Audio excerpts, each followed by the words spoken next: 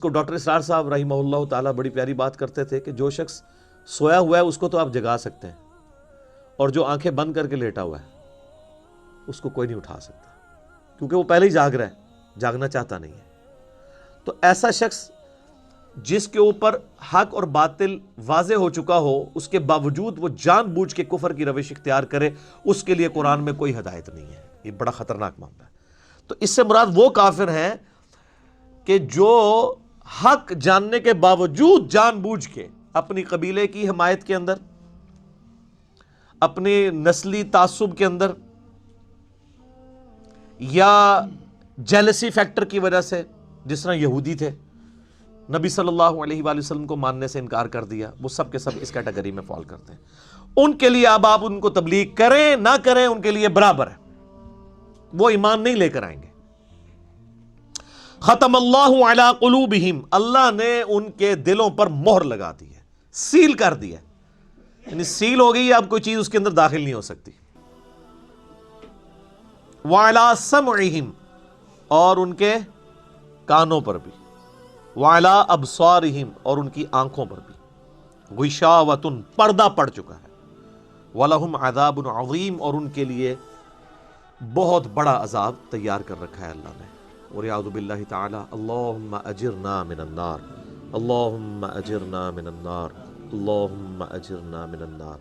اچھا، قرآن کا طالب علم جب اس طرح کی آیات پڑھتا ہے نا تو وہ پریشان ہو جاتا ہے کہ بھئی قرآن تو بہت سٹریٹ فارورڈ ہے، اور آپ دیکھ رہے ہیں کہ اللہ تعالیٰ کے مزاج میں وہ چیزیں نہیں ہیں جو آپ کو میٹھے میٹھے واعظین بتاتے ہیں۔ اس لیے میں کہتا ہوں کتابوں کا خدا اور ہے اور بابوں کا خدا اور۔ قرآن بہت سٹریٹ فارورڈ ہے، کیونکہ یہ کلام کرنے والا کون ہے؟ اللہ، بے پرواہ ہے، اور وہ اسی پیشن کے ساتھ بات کرے گا تو آپ بھی اللہ کو سیریس لیں گے نا۔ اور اگر آپ کو یہ کہانی کرائی جائے گی، خیر ہے، جیسے ایک نانی ماں ہوتی ہیں، ایک دادی ماں ہوتی ہیں، تو اللہ تعالیٰ تو نانی اور دادی سے بھی بڑھ کے رحم کرنے والا ہے، یہ کہانی، یہ کس آیت میں، کس حدیث میں لکھی ہوئی ہے یہ بات؟ اور میں اس کو پھر اینٹی وینم الزامی جواب کے طور پہ، پھکی کے طور پہ کہتا ہوں کہ اگر یہ نانی دادی اور ماں کے ساتھ آپ اللہ کو تشبیہ دے رہے ہیں اس کی محبت کو، تو کیا یہ نانی دادی اور ماں والی محبت اللہ تعالیٰ کی ابو جہل اور فرعون کے ساتھ بھی ہے؟ تو سارے کہیں گے نہیں۔ تو جو کلمہ پڑھ کے اللہ کے نافرمان اور باغی ہیں ان کے ساتھ بھی ہے؟ نہیں۔ جو اللہ کی طرف رجوع لے آئیں ان کے لیے، پورے قرآن میں ایک آیت بھی ایسی نہیں ہے کہ جو اللہ کا باغی ہو، رجوع نہ لانے والا ہو، اللہ کہتا ہوں میں اس کو معاف کرنے والا ہوں۔ ہمیشہ یہ ہے کہ جو توبہ کر لے، اپنی اصلاح کر لے، رجوع لے آئے۔ لیکن جنرل میں بات ضرور کروں گا تاکہ آپ کو ایک کنسیپٹ کلیئر ہو کہ جو باتیں بتائی گئی ہیں بالکل نان سینس باتیں ہیں، اس طرح کا کوئی کنسیپٹ نہیں ہے اسلام کے اندر۔ ایک میرا یوٹیوب پہ کلپ بھی ہے، اللہ کی رحمت سے دھوکہ، وہ آپ کلپ دیکھیں، میں نے اس میں کراس ریفرنس کے طور پہ کئی آیات پیش کی ہیں کہ یہ آپ کو بالکل کہانی کرائی گئی ہے۔ اللہ تعالیٰ اپنے معاملات میں بہت سخت ہے۔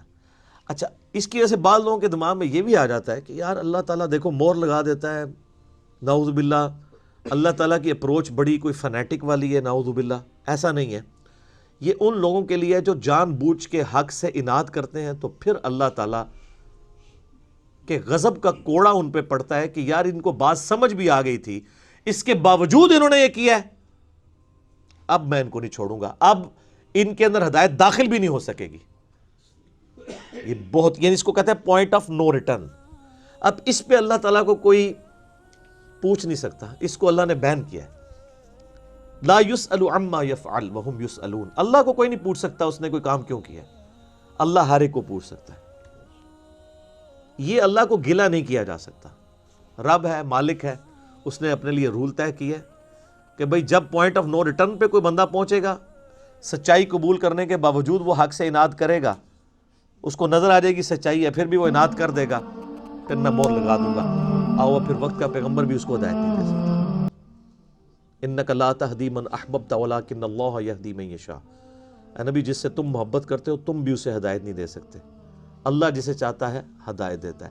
ہدایت کس کو دیتا ہے؟ والذین جاہدوا فینا لنہدینہم سبلنا، جو لوگ ہماری راہ میں کوشش کریں گے ان کے لیے ہم اپنی راہیں کھولیں گے۔ اس کائنات کی سب سے ایلیٹ چیز ایمان ہے، جس کے اوپر ہمیشہ کی کامیابیوں اور ناکامیوں کا فیصلہ ہونے والا ہے. تو آپ کیا سمجھتے ہیں کہ آپ کو یہ راہ چلتے فٹ پاتھ پہ گری پڑی مل جائے گی؟ اس کے لیے کوئی ایفرٹ پٹ نہیں کرنی پڑے گی. اور دنیا میں جس چیز کی منفعت چند سالوں کے لیے ہو وہ بھی اتنی ایفرٹ پٹ کرنے کے بعد ملتی ہے، اور جس سے ہمیشہ کی کامیابیاں آپ کا مقدر ہونے والی ہیں، آپ سمجھتے ہیں کہ وہ آپ کو چنگیزی لگ جائے گی، مفت میں ہی مل جائے گی؟ نہیں، ناٹ ایٹ آل.